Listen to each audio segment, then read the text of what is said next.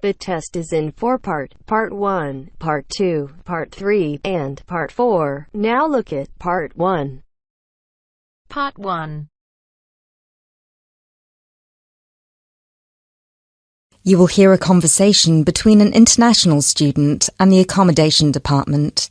You have 30 seconds to look at questions 1 to 3.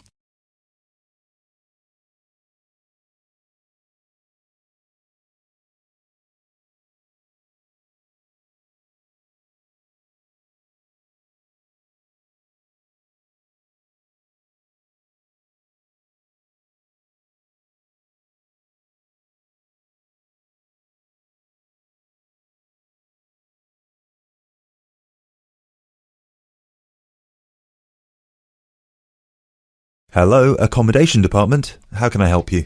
Do you look after accommodation for international students? Yes, we look after accommodation for all the students. Good. I hope you can help me then. I've only just been accepted onto a postgraduate course, and I want to know if there is any accommodation available from this September.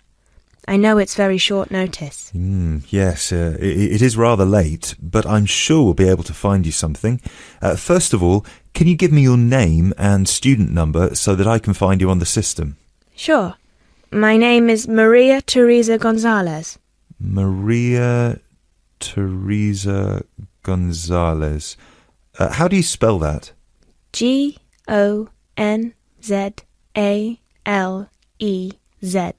Thank you. Got it. And your student number, please? SHU 300715PG.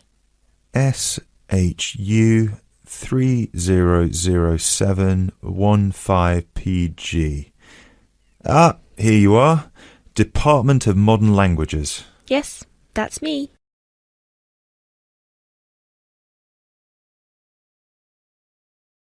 You now have 30 seconds to look at questions 4 to 7.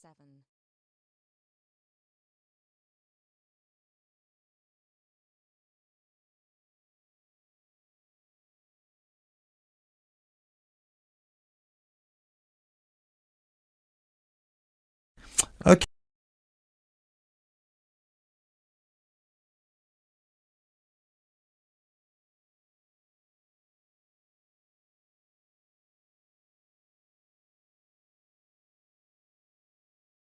Okay, now there are several options for postgraduate students. Firstly, there is the Trigon. This is a new block near to the station and not far from the main campus. Accommodation is what we call cluster accommodation. What does that mean? There's a small group of rooms, usually 6, each with its own bathroom clustered around a lounge kitchen area which is shared. Oh, I see. That sounds good. They are very popular. The price for these is £99 per week, and we do have some availability left. However, for postgraduate students, there are other options. And what are they?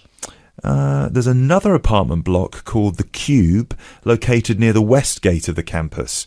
Accommodation there is in 1 or 2 bedroom self-contained flats. So, the Cube is self-contained? How does that work? Well, basically, they're just like ordinary apartments. Each apartment has 1 or 2 study bedrooms with ensuite bathroom, a lounge and a kitchen. And what is the price of those? For the 1 bedroom, it is £180 per week, and for the 2 bedroom, it is £110 per week for each person. And can I choose who I share with? If you have a friend and you would like to share with them, of course, we can reserve a 2-bedroom apartment for you both. Otherwise, you just have to share with whoever else is there. Obviously, it will be another woman. I will have to think about this. Do I have to make a decision now? No, but we don't have much accommodation left, so I can't guarantee that there will still be availability if you leave it too long. Yes, that's fair. I have a friend in the management department who might like to share. I will speak with her and get back to you this afternoon. Okay, fine. Do let us know as soon as you can. I will do. Thanks for all your help. My pleasure. Bye. Bye.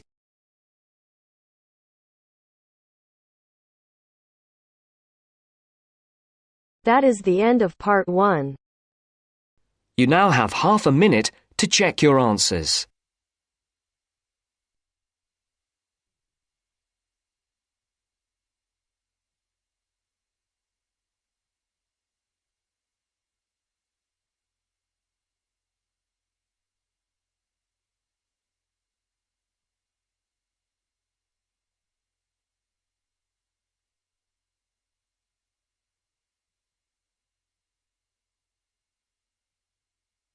Now turns to part 2.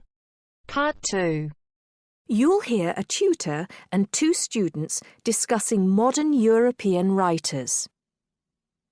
First, you have some time to look at questions 11 to 16.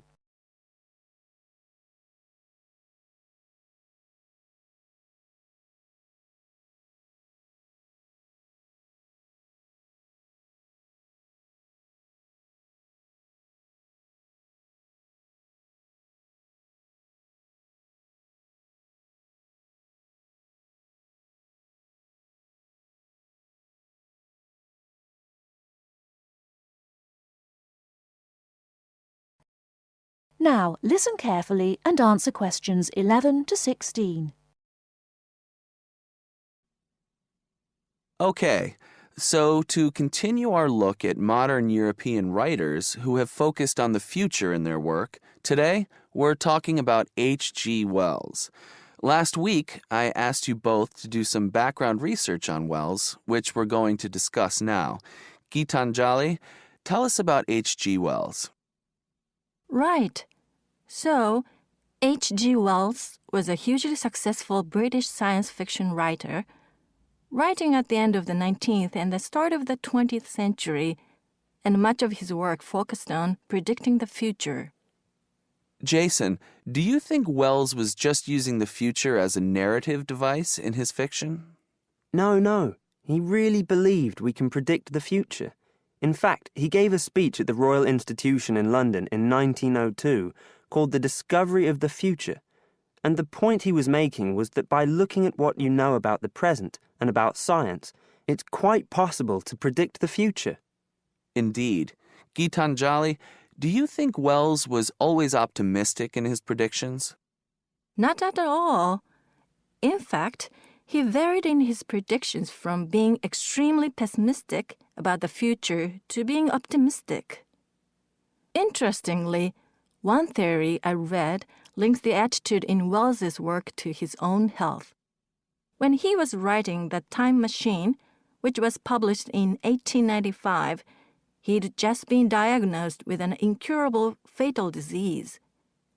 Not surprisingly, the book is very pessimistic, being about a dystopia in the future, a long time in the future, the year 802-701 in fact, where there are 2 races on Earth, the Morlocks and the Eloi, and the Morlocks actually eat the Eloi.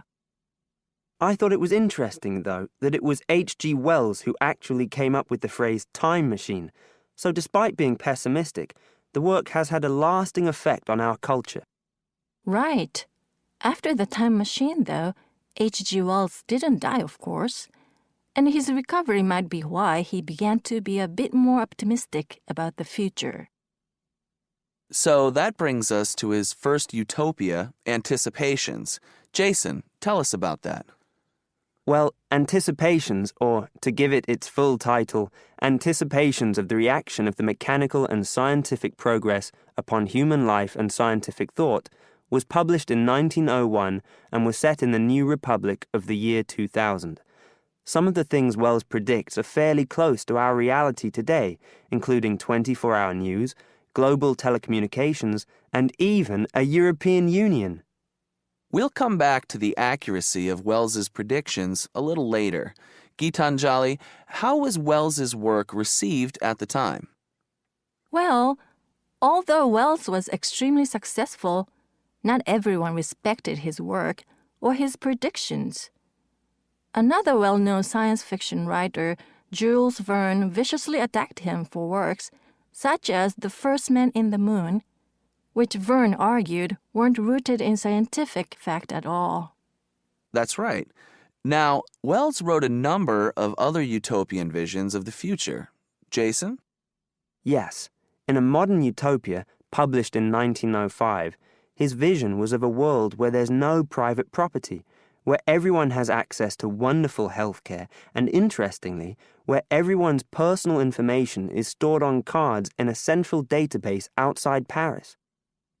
Apart from the healthcare, I'm not sure everyone today would see that as a positive view of the future. Neither am I. And, on a similar note, Wells strongly believed in population control and in The Shape of Things to Come, which was published in 1933, he sees and supports a world where the population is kept at 2 billion. Once again, I'm not sure most people today would necessarily see that as a good thing. Before you hear the rest of the talk, you have some time to look at questions 17 to 20.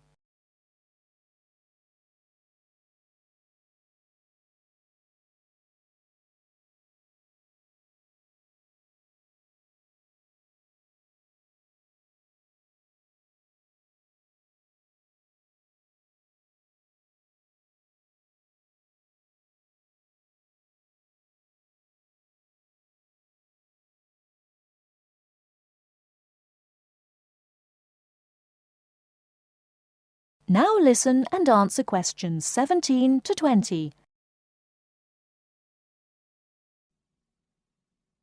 Gitanjali, in your research, did you come across anything about the world brain? Yes, I did. It's actually very interesting. Throughout the 1930s, Wells predicted and supported the setting up of a huge world encyclopedia. And towards the end of the decade, in 1938, he wrote a series of essays called World Brain. In these essays, he called for the world to make use of modern technology to create an enormous global encyclopedia so that all our knowledge is available to all people, not just an educated elite. Wells envisioned this as probably being on microfilm.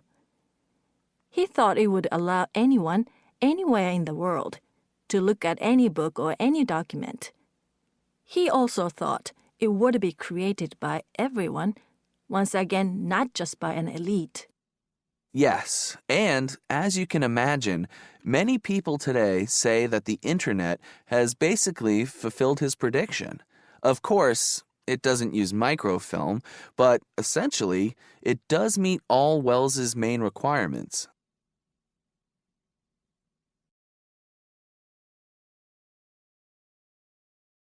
That is the end of part 2. You now have half a minute to check your answers.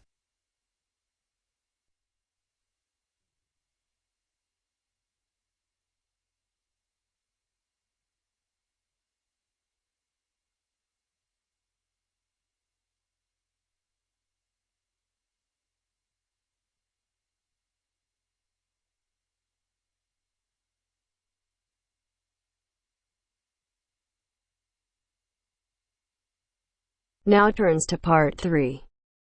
Part 3. You will hear an interview with Professor Green from a local university which enrolls a large number of overseas students in its courses. He is talking to Indra, a student representative, about the importance of attending lectures. First, you have some time to look at questions 21 to 24.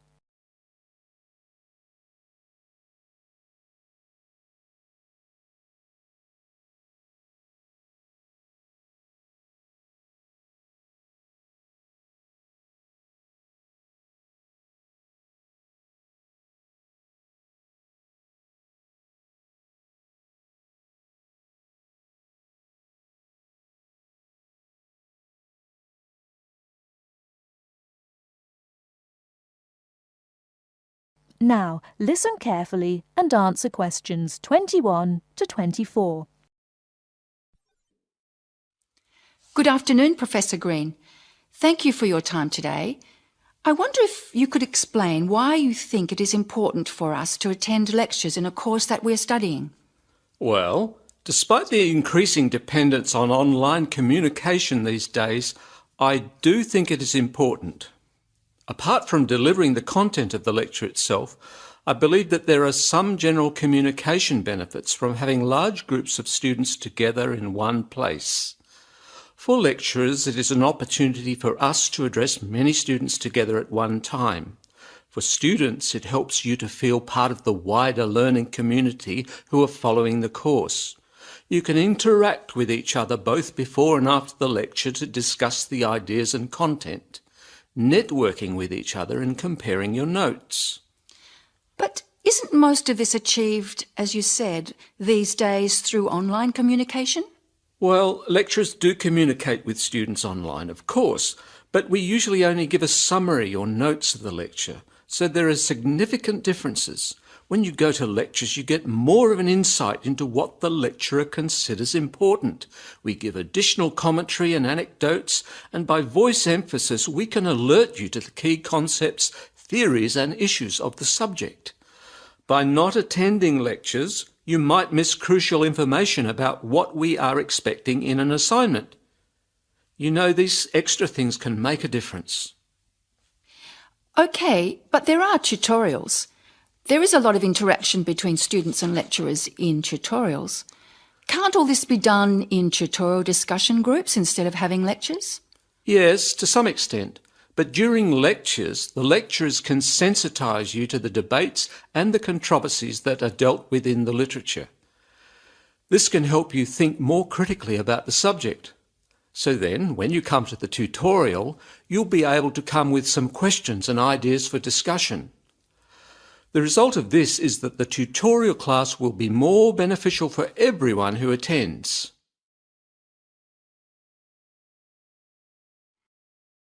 Before you hear the rest of the talk, you have some time to look at questions 25 to 30.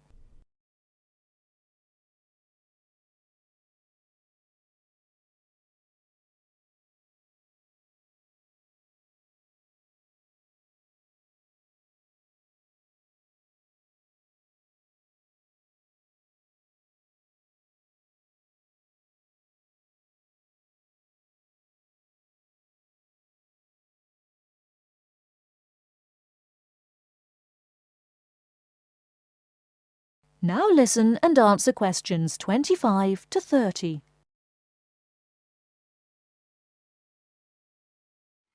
I see your point. However, surely this also depends on whether students are able to understand and follow the lecture well. What strategies do you recommend to help students get the most out of lectures?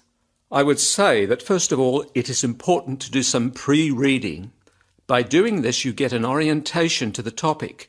You'll become familiar with the key terms and you'll be able to follow the lecture points more easily.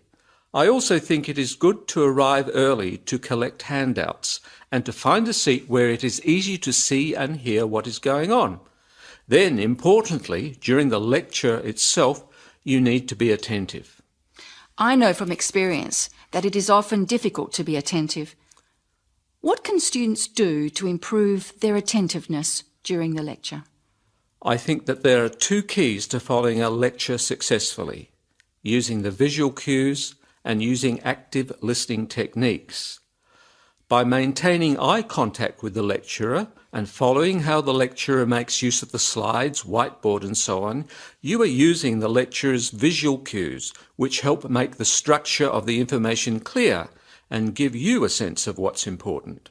Then, using active listening techniques will also help you to process the information.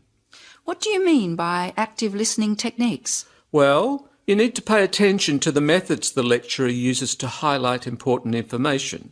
As I said before, in the spoken language of a lecture, we get the benefit of things such as stress and intonation, use of examples and anecdotes, as well as the language signals used to show relationships between ideas. Yes, I see what you mean. These things will be missing in written summaries. And what about taking notes? Does that help? Taking notes helps you to concentrate, so I would certainly advise you to do that. It's difficult to listen and write good notes at the same time, so it does take some training. Yes, taking notes needs a lot of practice, I've found. Do you have any other advice? Well, I can't finish without stressing the importance of formulating questions while you are listening. During the lecture, you should ask yourself questions about the content of the lecture and the points you are following. Ask questions like, what are the benefits or problems? What other examples are there? How does it work? Why does this happen? This will keep you focused and actively engaged in the content of the lecture. Professor Green, thank you very much for your valuable tips and your time today. You are very welcome. That is the end of part 3. You now have half a minute to check your answers.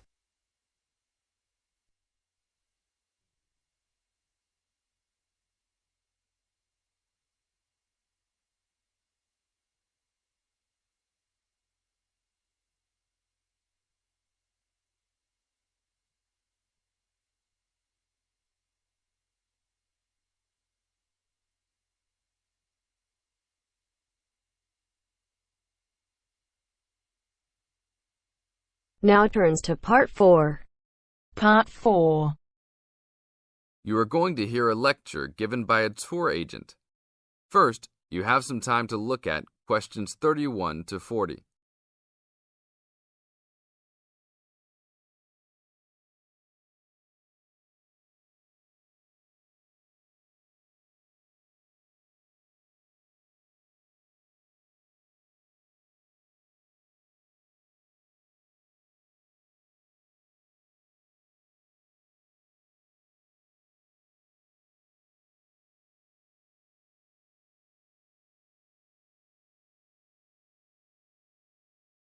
Now listen to the tape and answer questions 31 to 40. Welcome to Hawaii Tour Agency. Let me tell you a little about a special package we have going on this week. I know everybody wants to get away from the stress of work and life, so I think you should all consider a week-long vacation to the paradise of Hawaii. First off, let me tell you all a little bit about Hawaii. The Hawaiian Islands are of volcanic origin and are edged with coral reefs. Because of its volcanic origins, people often go especially to see the volcanoes.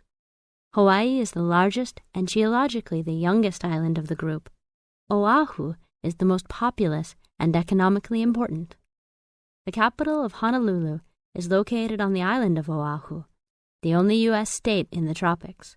Hawaii is sometimes called the paradise of the Pacific because of its spectacular beauty, abundant sunshine, expanses of lush green plants and beautiful colored flowers, palm trees, coral beaches with rolling white surf, and cloud-covered volcanic peaks rising to majestic heights.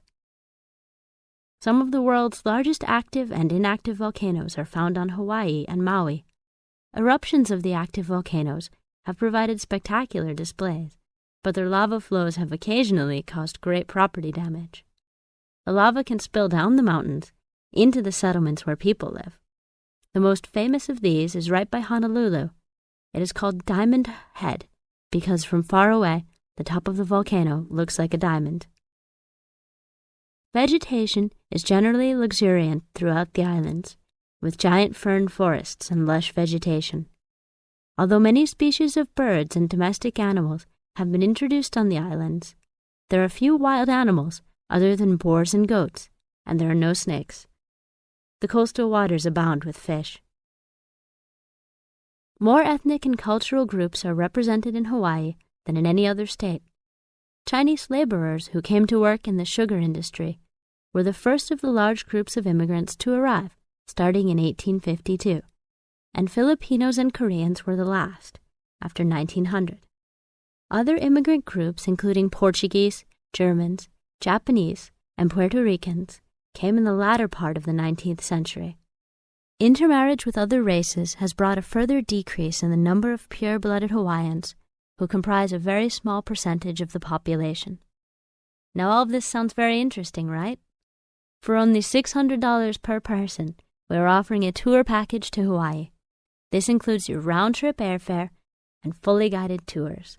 The duration of the trip is 5 days, including hotel for 5 nights and tour buses that will take you all around. We will go to the famous beaches, the volcanoes, and the forests. Sign up today to save your space, as seats are running out quickly. That is the end of part 4. You now have half a minute to check your answers.